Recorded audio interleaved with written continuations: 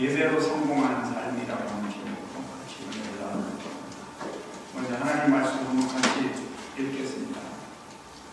그러므로 형제들아, 내가 하나님의 모든 자비하심으로 너희를 구하노니 너희 몸을 하나님이 기뻐하시는 거룩한 산 제사로 드리라. 이는 너희의 드릴 영적 예배니라. 너희는 이 세대를 본받지 말고 오직 마음을 새롭게 함으로 변화를 받아 하나님의 선하시고 기뻐하시고 온전하신 뜻이 무엇인지 분별하도록 하라. 하나님을 믿는다고 하면서도 예배를 소홀히 한다. 이것은 하나님을 우리가 이용하는 거지 하나님을 믿는 것은 아닐 겁니다. 내가 필요할 때는 하나님 찾고 내가 필요 없으면 하나님 잊어버리고, 이것은 믿는 자의 도리가 아니겠죠.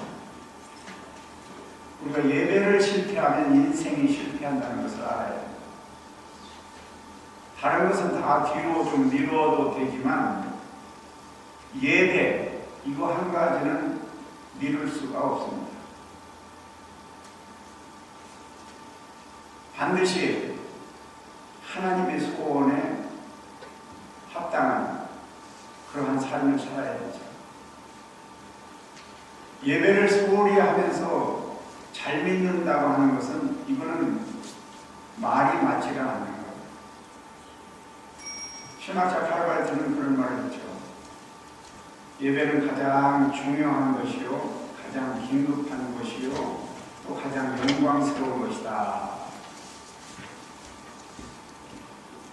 우리는 예배를 통해서 하나님께서 나의 주가 되신 것을 고백하고 그분이 나의 주인이라고 하는 것을 고백하는 자체가 바로 예배입니다. 아무리 교회 와서 봉사를 많이 하고 교회의 주인 역할을 한다 할지라도 예배를 바로 드리지 않으면 그건 진정한 그리스도인이라고 할 수가 없어요. 그러면 하나님께서 기뻐하시는 예배, 그게 뭐냐? 오늘 말씀을 보면 하나님은 용이시니 예배하는 자가 신령과 진정으로 예배할지니라.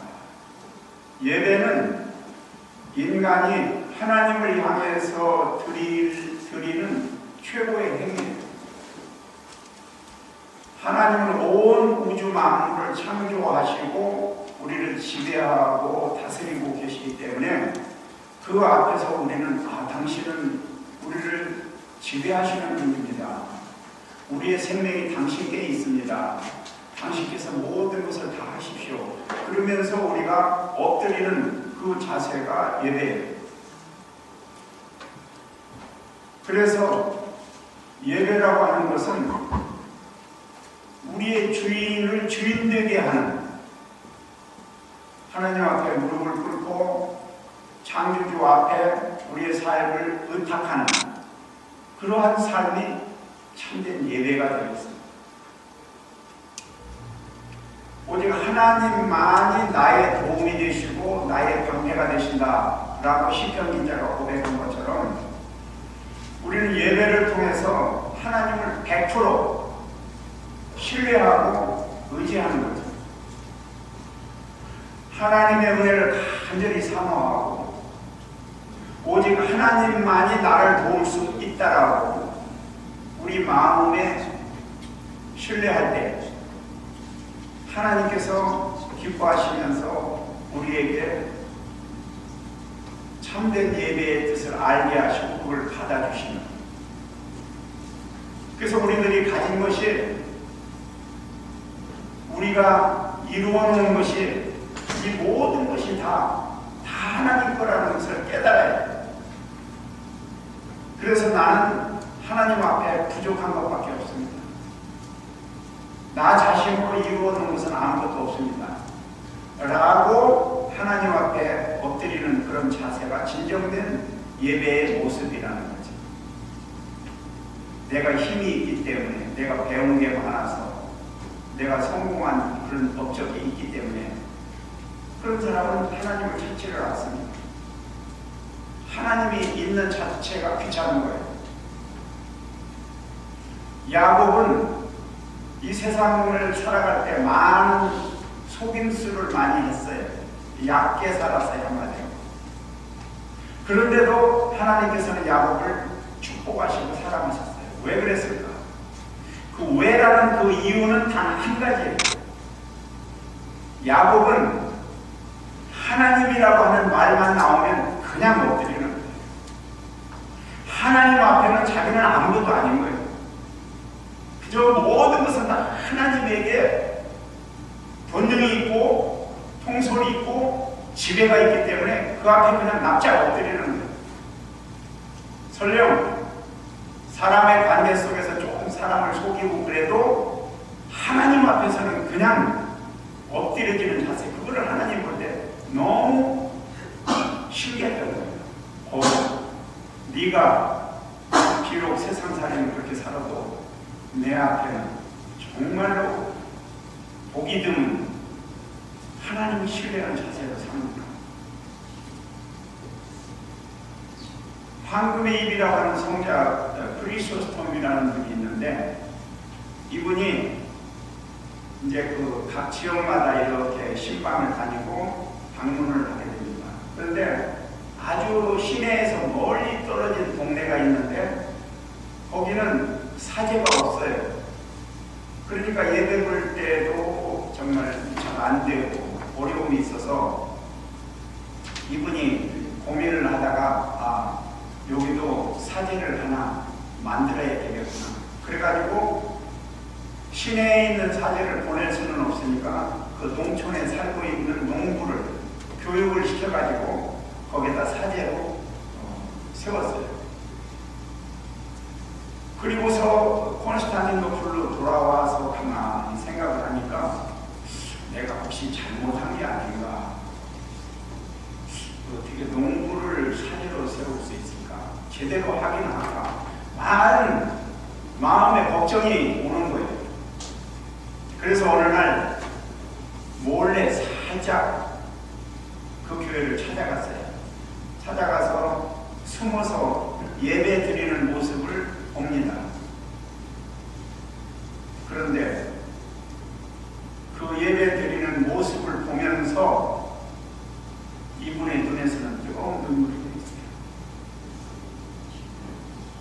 지금까지 자기가 여기저기 예배 드리는 모습을 본 중에서 이렇게 진정으로 열정적으로 예배를 드리는 모습을 처음 봤기 때문에 그래요.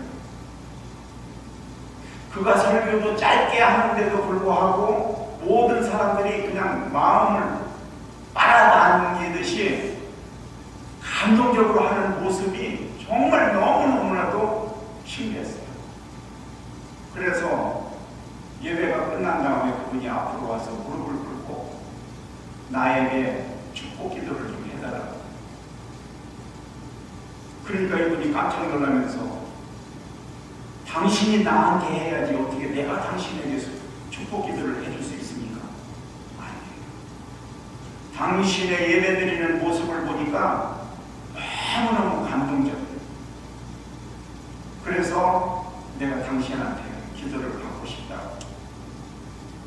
그러니까 이 사제가 그 말을 듣고는 하는 소리가 뭐라고 그러냐면, 아니 내가 드리는 그 이 예배 방법 외에 다른 식으로도 예배를 드리는 방법이 있습니까? 이 질문이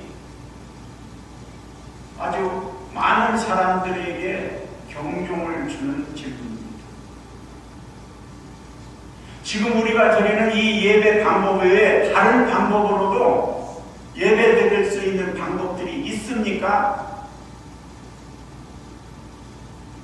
배운 것이 없고 무식한 농부 출신이지만 이 사제는 정말 자기의 마음을 신정으로 쏟아내면서 예배를 드렸던 거예요. 그러니까 이 예배의 모습이 어느 하나 빈틈없이 정말 간절하게 하나님을 향해 드려질 때에 하나님께서 얼마나 기뻐하셨을까?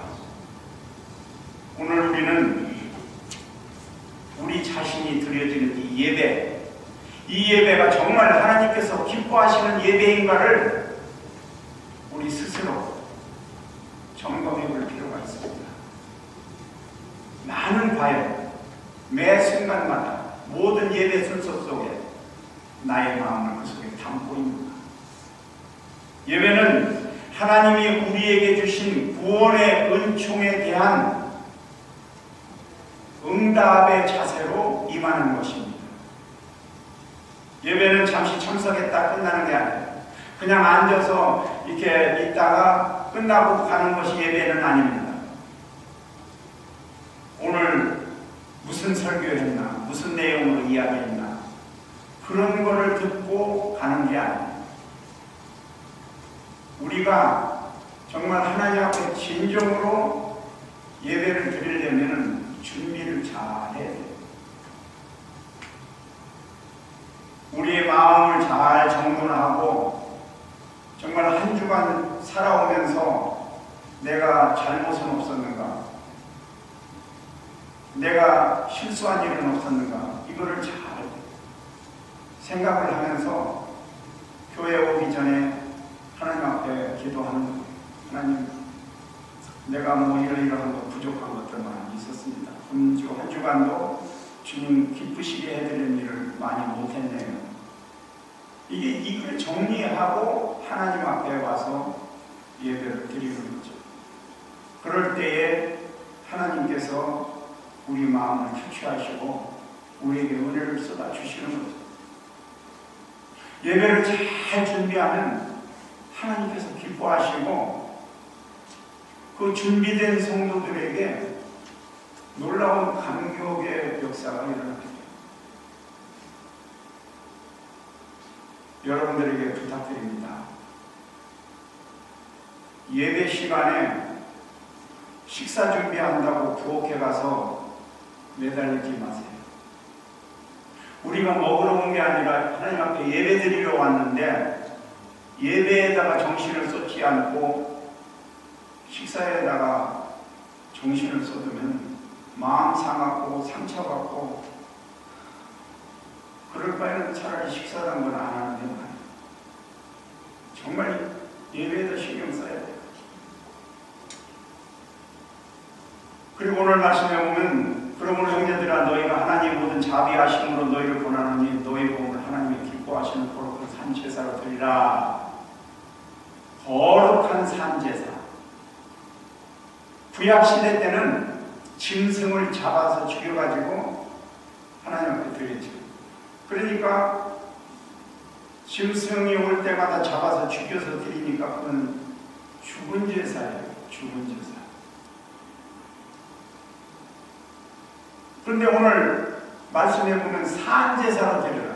산제사라고 하면은 내가 살아있는 이 모습으로 주님 앞에 제물로 드리는 거예요. 리빙스톤이 그랬잖아요. 헌금 시간에 헌금 바구니가 돌아가는데 자기가 낼 수 있는 헌금이 없으니까 헌금 바구니를 놓고 깔고 앉았어요. 그러니까 헌금 걷는 사람이 괘씸하잖아요. 좀 왜 저지다는 거예요. 자기는 헌금 낼 돈은 없지만 내 몸을 하나님 앞에 드립니다. 그래서 그가 아프리카에 가서 정말 열정을 품고 자기 몸을 드리면서 선교를 하는 거예요. 그러다가 호랑이한테 걸려서 팔뚝 하나가 잘라져 버렸잖아요. 그래도 그는 바로 이곳은 내가 일할 수 있는 장소다.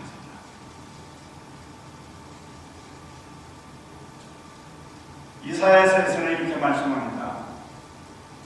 여호와께서 말씀하시되 너희의 무수한 재물이 내게 무슨 유익이냐. 나는 수양의 번제와 살찐 짐승의 기름에 배불렀고 나는 숫송아지나 어린 양이나 수염소의 피를 기뻐하지 아니하노라. 이스라엘 백성들은 많은 재물을 가져왔어요. 각 절기 때마다 20세 이상 되는 사람은 예배에 참석해야 되니까 그냥 오는 게 아니라 양이나 소를 끌고 와서 바쳤거든. 그런데 그 많은 제사들이 헛된 제사, 잘못된 제사라는 거예요. 왜냐하면 하나님 앞에 제사는 드리는데 제사 드리고 가서 삶 자체가 엉뚱한 짓을 하고 살아가니까 삶에 대한 뒷받침이 예배로부터 있어야 되는데 그게 없으니까 안 된다는 거죠. 그리고 미가 선지자는 이런 말씀을 합니다. 내가 무엇을 가지고 여호와 앞에 나아가며 높으신 하나님께 경배할까? 여호와께서 내게 구하시는 것은 오직 공의를 행하며 인자를 사랑하시며 겸손히 내게 하나님과 함께 행하는 것이 아니냐. 하나님께서는 수천의 짐승을 가지고 나온다고 해도 내가 그것 때문에 기뻐하지는 않는다. 우리의 삶에서 하나님께 기쁨이 되는 삶을 살지 못하면 그 어떤 제사, 그 수많은 예배에 참석한다 할지라도 그것은 내가 받지 않겠다. 말씀대로 사는 정신이 없다면 우리의 예배가 그냥 앉아있는 걸로 끝이 난다는 거예요. 영적 예배라고 하는 말은 하나님이 보실 때에 가장 합당한, 가장 합리적인 그런 예배. 그래서 우리의 삶 전체를 들여서 하나님 보시기에 합당할 때 그게 우리의 삶 전체가 다 예배가 된다는 거예요. 그러면 하나님께서 기뻐하시고 우리가 가장 합당하게 드려지는 예배가 뭐냐?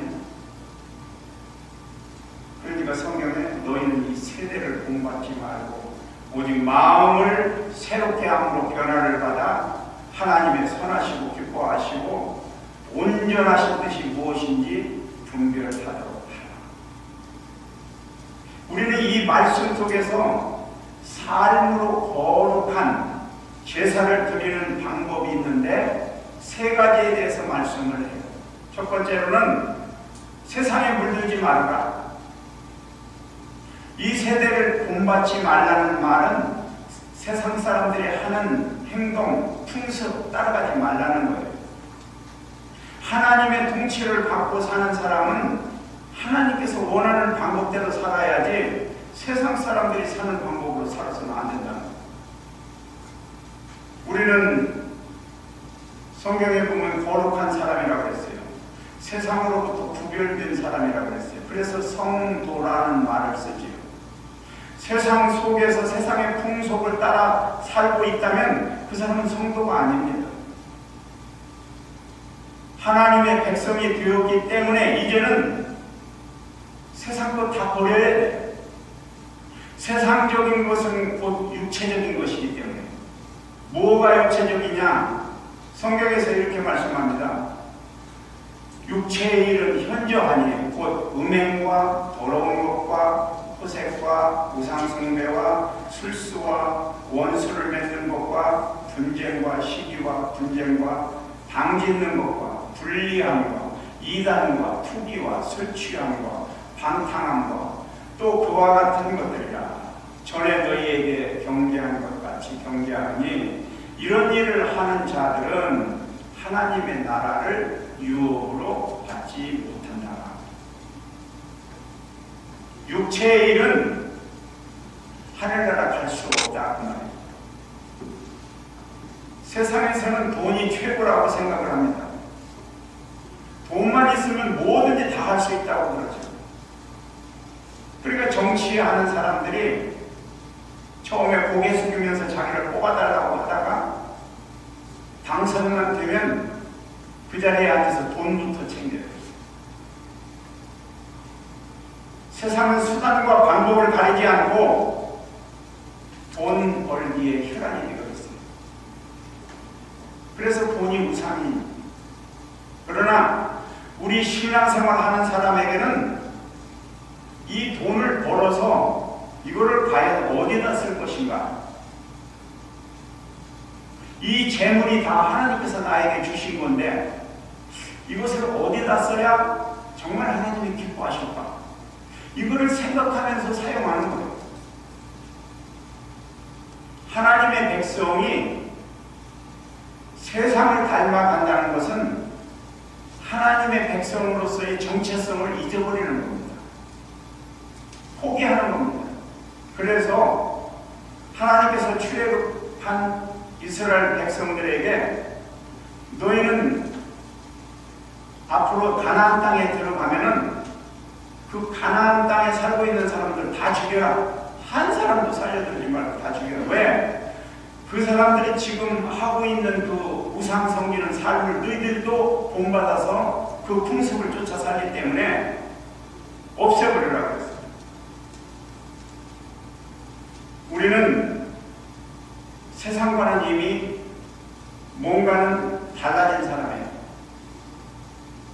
우리가 하나님이 기뻐하시는 이 거룩한 산재로 살아가는 이 삶을 살기 위해서 세상 사람 흉내내지 말고 세상 방법 따라가지 말고 세상 가치관, 세상 속에 있는 기준을 따라가지 말고 우리는 하나님 말씀이 기준이 되고 하나님의 말씀이 우리의 삶의 방향이 되어서 우리의 삶의 지침이 되어서 그 길로만 가야 된다는 거예요.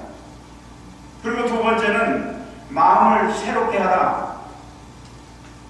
그리스도인이 예수 안에 들어오면은 자연적으로 거룩한 사람이 되는 거예요.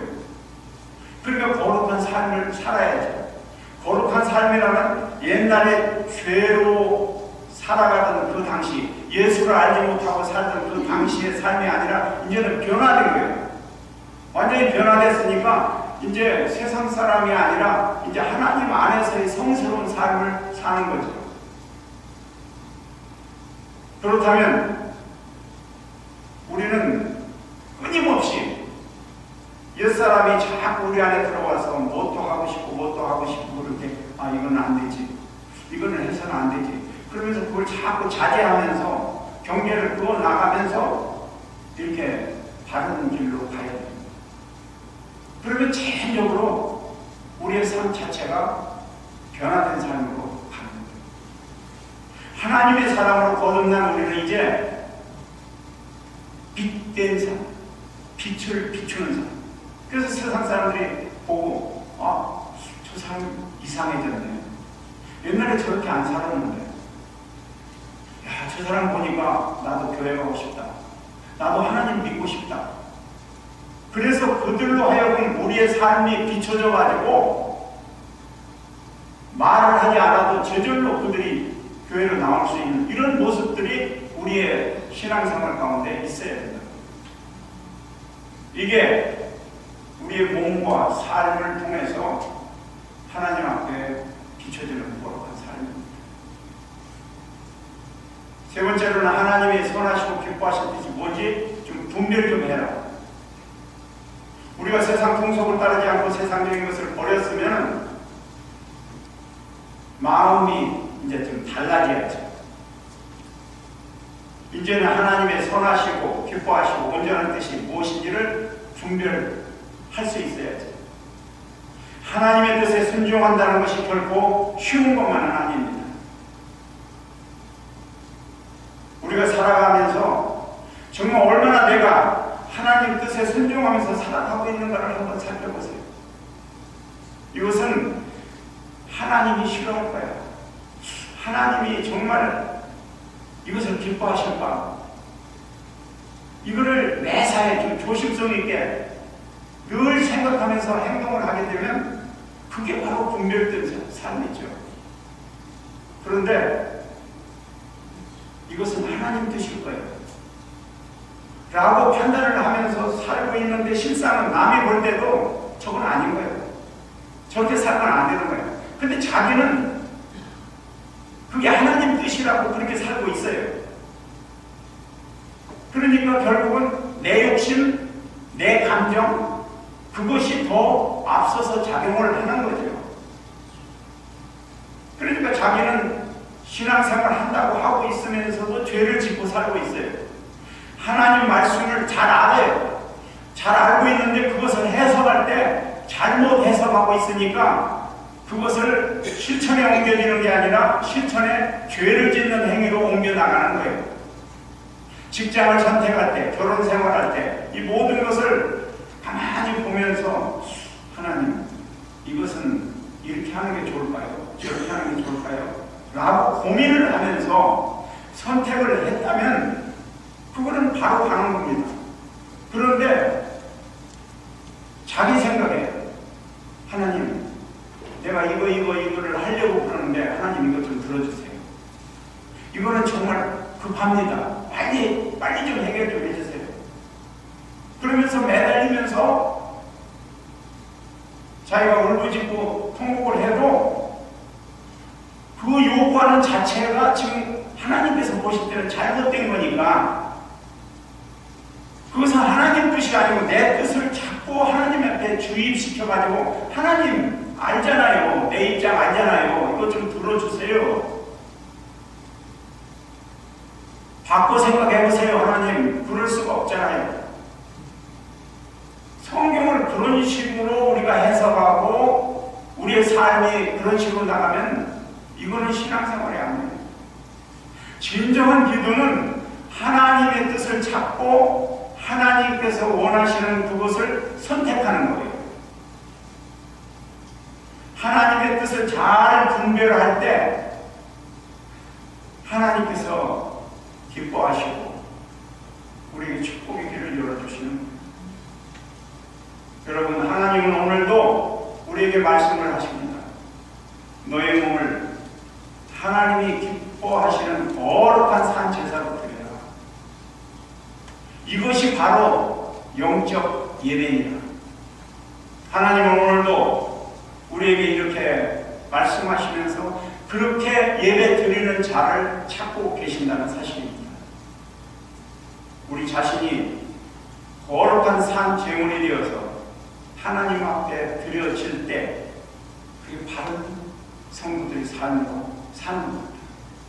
우리 예배하는 삶은 우리의 삶 전체를 말하는데 여러분이 한 주간을 살아가면서도 나의 삶이 하나님 앞에 드려질 때 하나님의 생각을 품고 하나님의 뜻을 품고 하나님의 말씀을 품고 그렇게 살아갈 때 하나님께서 우리를 보시고 정말 너는 내가 원하는 대로 살고 있구나. 내가 바로 그런 것을 원한다. 라고 하나님께서 인정을 하시면서 우리는 하나님의 축복받는 정말 향내나는 그런 삶이 우리의 삶 가운데 이루어질 줄로 믿습니다. 기도하시겠습니다.